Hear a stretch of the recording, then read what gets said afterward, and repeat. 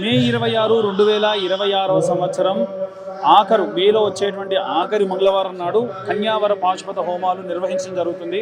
వివాహం కానటువంటి అమ్మాయిలు అబ్బాయిలు ఎవరైతే ఉన్నారో వారు ఈ యొక్క పూజాది క్రతువులో పాల్గొని శీఘ్రము వివాహం అవుటకు ఈ యొక్క ప్రోగ్రాంలో పాల్గొనవచ్చు.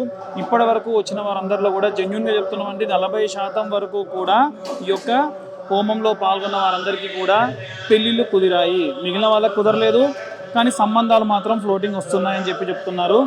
దయచేసి ఈ యొక్క పూజ చేయించుకున్నటువంటి పిల్లలు కూడా వీలైనంత వరకు మీరు మీ తల్లిదండ్రులు చూపించిన సంబంధాన్ని కనీసం చూసి ఆ యొక్క వివాహం చేసుకుంటే మీరు చేసిన పూజకు సత్ఫలితం దక్కుతుందని నా యొక్క ఆకాంక్ష కూడా.